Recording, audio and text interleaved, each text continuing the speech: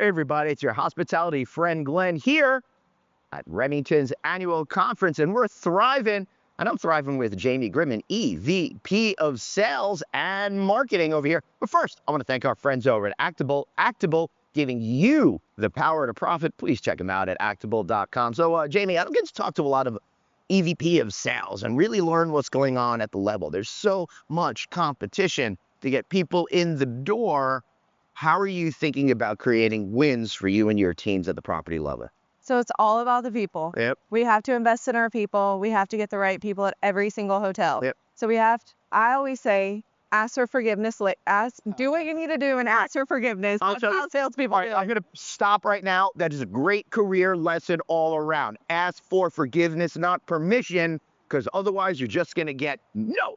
Go on. Okay, so when we're bringing people in, I always say, what can we do different and think outside the box? We rolled out a work from home policy. Oh, cool. So how do we become more competitive with different industries? We also are doing sign-on bonuses. Nice. You got to be different. You got to do something different than what the competition's doing, but we have to have different types of people, and we have to have the right person to make it work. Yeah, so what is the right type of person? Because dealing with people coming in-house and selling them is a really not just complicated, but then taking care of them throughout the entire process is complicated. So how are you making sure that each one of your professionals can handle the expected and the unexpected? Because that's what I think our customers excel in. Absolutely. So we're really investing in our people with new sales training.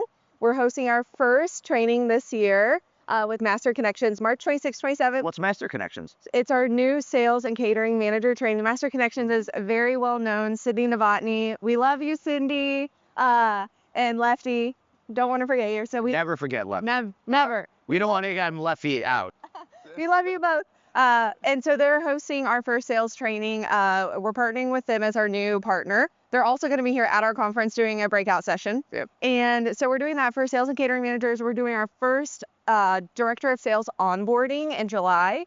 And then we're also going back to basics, and we're doing shop calls, making sure our people are answering the phones correctly, going through the sales process, but starting from the foundation and building up to make sure they have the tools and resources that they need.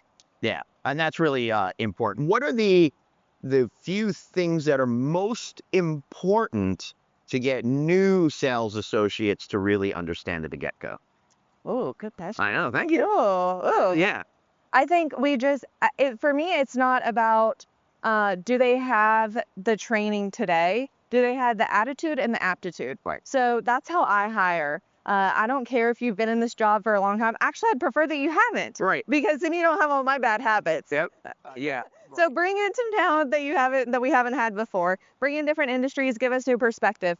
But let us give you our tools and our resources to try to help you. So as long as you have the right attitude and mindset and the can-do, want-do, like I want to be, somebody wants to have my job, come on, I'll take you all day long. Yeah. Then we'll get you where you need to be. That's cool. Now, Jamie, you said something that no one else has ever said. Everyone says hire for the right attitude, but not the right aptitude. I love that because it's not just having the right persona, it's also whether or not they're going to be a good fit for that specific type of role. Yeah. So my boss who hired me back a long time ago, he always said hire for attitude and aptitude. And if you hire for those two things, you will always be successful. Yeah. I mean, you got to think about it. My personality for decades was never about the sales part. So I would never have excelled. I might have had the right attitude, but definitely not the right aptitude. I would have been much better set for a back of house job, like when I was working at the Gap, unpacking packages and stuff like that.